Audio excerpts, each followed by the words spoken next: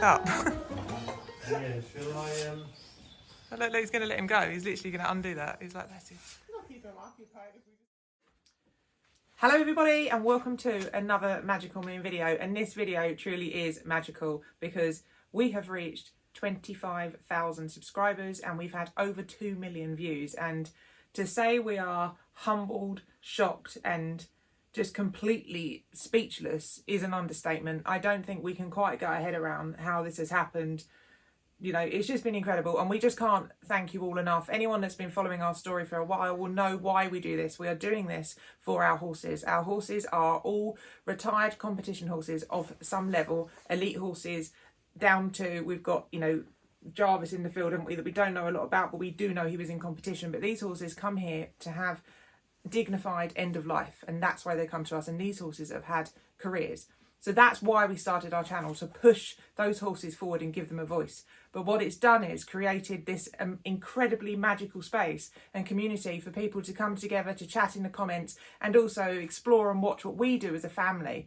And as a family, you know, we have a crazy life, as you can see. We're documenting it all the time, which is incredible because we can watch this with the kids, and in years to come we've got this like lovely diary of what we've been up to, and it's just amazing. That you know, truly amazing, and just thank you all so much for subscribing and doing everything that you're doing to help push this forward. just liking, telling people about it, sharing, you know, your views, your comments with people. As I've always said, whether it's down at the local shop or the post office, just spreading you know, broadening that web, all that connection, just spreading that bit of magic is what it's all about, and it's working, and it's just really heartwarming.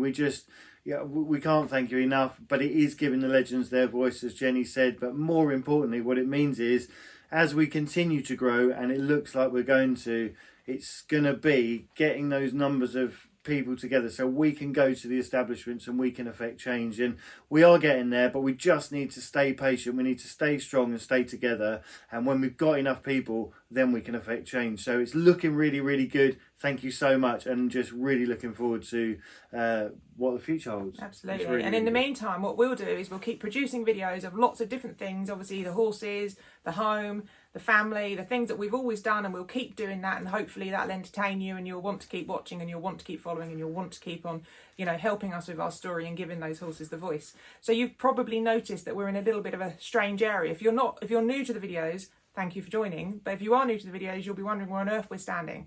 What we're doing is we are currently in my sewing room, so my teddy bear room. I am a teddy bear and vintage toy restorer. And we are looking for a sewing machine to go in the new laundry for the horses, because I need to be able to fix some of their rugs and bits and pieces. So rather than going out and buying a new one, which is, if you know us, you'll know, completely against us. So we're in here, and I think we may have found an old girl that's gonna do the job. Yeah, we've got some really interesting machines which we're going to briefly show you. They're manufactured all over the world. We've got one from the USA, we've got one from Scotland. They're beautiful old machines, and when we came here to France, just fell in love with the fact that they were just so good value, and people really didn't appreciate their value compared to what I was expecting a machine to be. So a lot of these old girls we've got for around 20 to 30 bucks, but the key with them is, yes, they need a bit of work, but all the actual mechanical side of it still works, which is incredible. So we've got 1875 onwards, and that's just unbelievable. But they are beautiful bits of machinery, and as Jenny said, we've got one which we think is going to be really good for doing those tougher, more industrial repairs. So I'm going to get her out and show you, but in the meantime, we'll show you a few of the others. Yeah, so thank you very much, and if you're new to the channel, welcome. Hope you enjoy the magic, and yeah, welcome to the crazy land of the moons.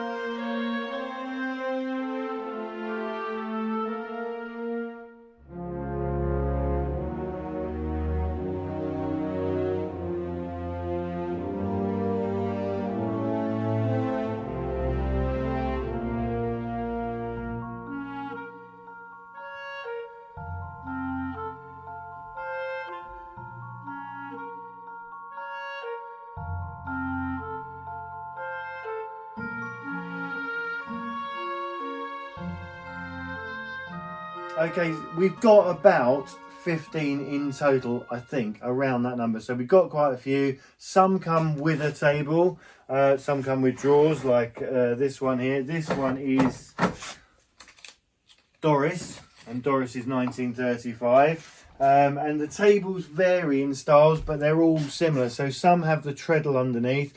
Jenny actually uses one called Dorothy May, and that's a hand crank. And Jenny prefers that because when she's doing the bears, she can almost stall the needle and be able to do it much easier, and she's just become comfortable with that. But if you're doing long stitches or anything, the treadles are brilliant if you get used to them, and it does take a bit of technique. We've all tried. It's been real laugh with the kids because once you get going you can't stop, and vice versa. So we've got a few, as we said. Alice here, she's beautiful. She's made in Scotland, 1920. Really nice base, nothing too much wrong. There's a few bits missing. Most of them are, which is amazing, complete. She's just missing her little bobbin cover, but it's not the end of the world. There are so many of them. We can readily go to the second-hand Brookants, as they are over here, and we can pick up bits. So this Rose, she's lovely, 1912. Rose is quite small. She's petite, and she's got the old-fashioned bobbin mechanism. It's like a shuttle, looks like a submarine or a bullet, and it just spins around. But she's really nice. But yeah, they all vary so much, and the nice thing is they've got their own characters. They are very, very individual machines, which is a lovely thing. When you think of something that's as mass-produced as these guys, every single one we've got is completely different in its own unique way, which is really, really cool. As we say, Jenny uses her one all the time. We've been gifted a few over the years, and some friends of mine gave me a very nice electric one in a cabinet. So it's it's more modern. It's got a self-contained cabinet. It flips up, and lots of them, in fact nearly all of them, the slightly later ones will flop down and go through the table for transport, or when they finish work in the factories, they flip the machine over, shut them down for the night, and it just means they're not getting dusty. So we have ours all up, but you can put them down and through the table. So really, really good. I mean, just the amount of work that goes into making them. But I'm going to get Bertha out because, as I said, we've got to give her a bit of loving. She's going to be our industrial rug fixing machine. So let's get her out, get her on the table, and I'll give you a closer look. Oh, she's heavy.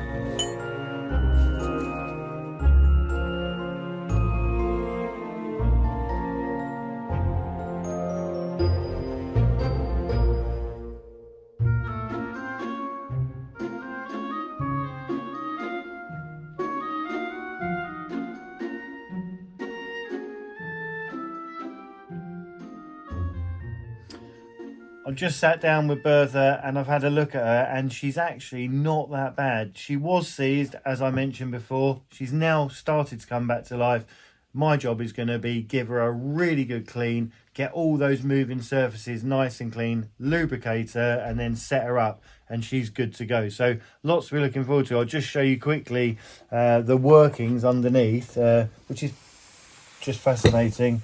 We've got the crank here, or the cam that moves up and down. I'm not going to move her too fast because all these surfaces have just been sat for that many years where they haven't moved, so they just want to be taken off, cleaned and put back together. But that's something I'll show you in a later video. But for now, just going to be a case of get her nice and clean, get her oiled up, and I think she's going to be really good to go. And on the look side of her, she's beautiful. All she needs is a bit of preserving to keep that nice patina and that original look, because that's how she is. So we're not going to do anything other than just a good clean and a bit of oil, and she's good to go. So really looking forward to it. I'm going to take you now and show you the tack room, the new tack room, and what's been going on in there. So let's go.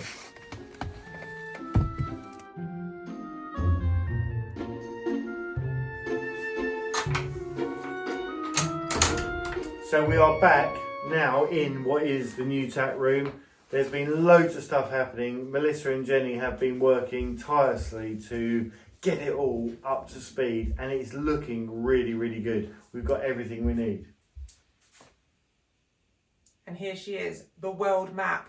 She has moved again, and I can tell you this has been painstaking. Melissa has been fantastic because, as you know, we had lots and lots of pins from you lovely people all over the world sending in your where you were watching from, so we could literally show the kids the magic spreading across the world. And it's been fantastic, and we've had so many emails and messages, and my mum and Paul have been fantastic, marking them all down so we know who and where and how many.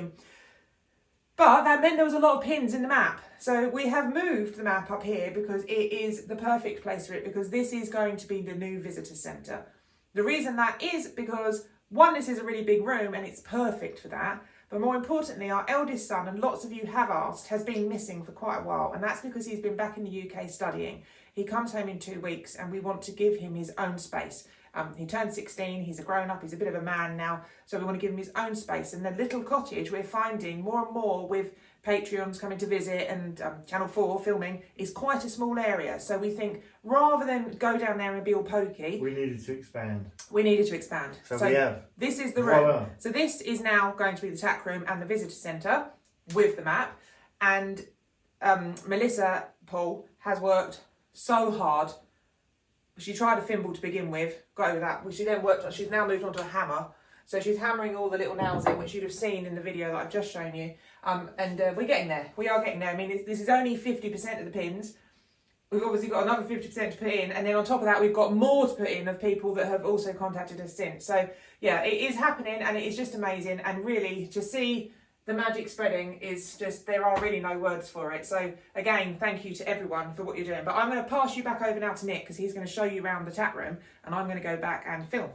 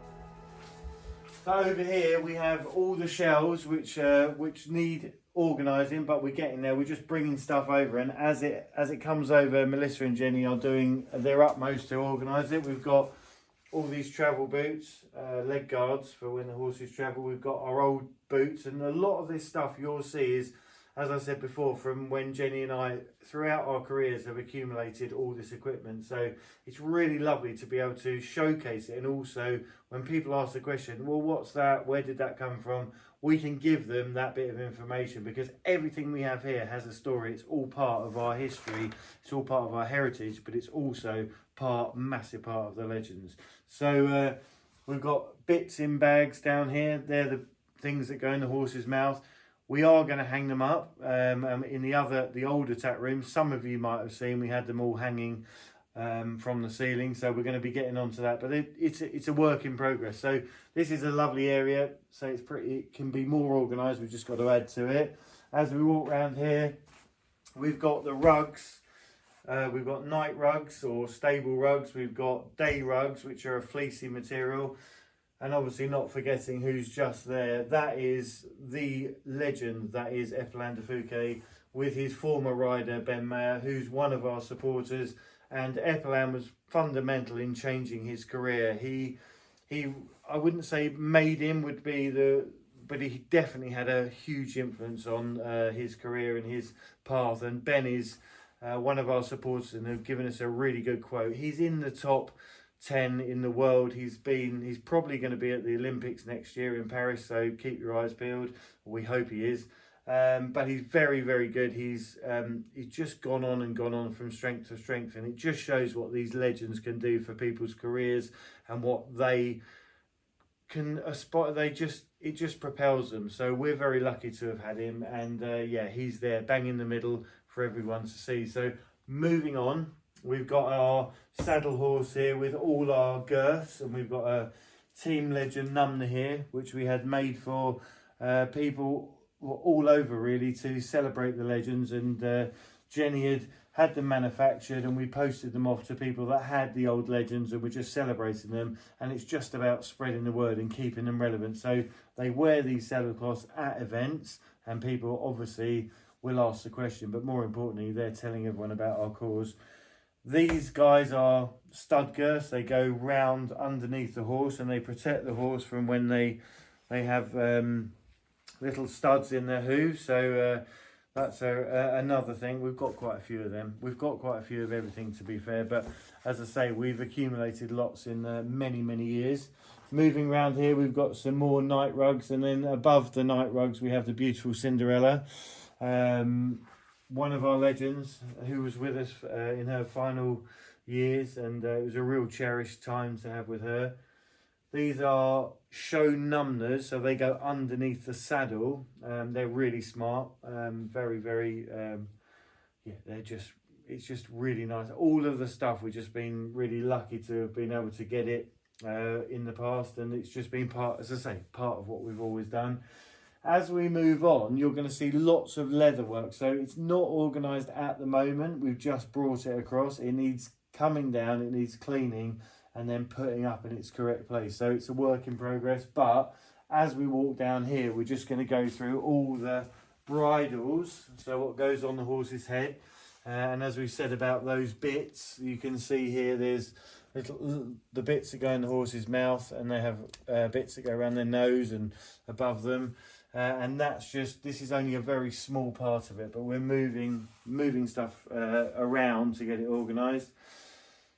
We've got lovely fly boots, which are very kindly donated. They've all got to be organised and sorted. But as I say, we're just moving in. So it's like anything. When you move house, you know what it's like. And over here we have the show bridles. So here will be individually the bridles. We have all the different horses that we've had. We have Epalan's bridle, and we have all the other horses. So it's just a case of being able to just showcase really when people ask the questions and show them how they would have been dressed when they were in their prime. So we've still got that. Some of you've asked about riding the horses. I think it's a question we have been asked many times, but just to let you know, as some of them do enjoy an active retirement and others don't, and we just get a feel for that. So yes, horses are ridden, and if you look back in previous videos, you'll see either me or Charlie, Toby, a long time ago, we've had lots of different horses in and out. But yes, some need riding, some are quite happy to have a very relaxed retirement. But sorry to butt in, one of our most active horses was Udea, wasn't yes. she? And that's why she went to Sadie's, because she needed that. She needed the activity. So yes, when they need to be ridden, we ride them. Or when, like with Sadie, when we rehomed Udea, it was the perfect end for her, because she was always that horse that was kind of chomping at the bit and wanted to be doing something. And we have, as I say, if you look back in the videos, we've got with Magic likes a little leg stretch, and he goes around the block with Charlie. Ginger, I think if you look back, Charlie's ridden Ginger a few times, but it's light work and it does stimulate them. As we said, it really helps get those cogs turning, and it also helps their physicalness. So it's you occasionally ride Cantho with just a head collar. Every now and then I have been known to, I've taken Canto down to the magical forest, and I've ridden him in the river, and I've ridden him all around the fields. But yeah, I just get on him bareback with a head collar, and it's really, really cool. He doesn't want to be exactly that. It's just having a feel for the horses and what they need. So yeah, I don't put any pressure on him, but we really enjoy our kind of wild time together. Just moving on, we have over here a part of a relaxing area. We've got the settee and we've got the table, and what this area will be when people come here, they can enjoy just being around the legends looking out, which is the view. They'll see the horses. They might even see a goat. They'll probably see a turkey and a sheep. But it's just going to be a really nice place to enjoy what is the legends. So we've got a little office area over in the corner, and we've got my big lovely photo of my lovely horse Khan with Jenny, and yeah, it's just a lovely space. So if you're wondering why we've gone a little bit weird, we're waiting for a child to burst through the door. We just heard the door going in the other room. Little feet making quite a thud coming towards the door. So of tiny feet. So, but we're all good. We're going to carry on. So yes, thank you all. Thank just everyone. What you've done, everyone that supported us just to get us to this point, and long may it continue, because we really, really appreciate it. And it's such a lovely feeling, that community spreading the magic all over the world, and people just getting together and being kind and just enjoying the nice things in life. Because as we all know, there's so much stuff going on in the world which isn't positive, but you've brought us that, and hopefully we brought you a bit of that too. So it's been great, and long may it continue.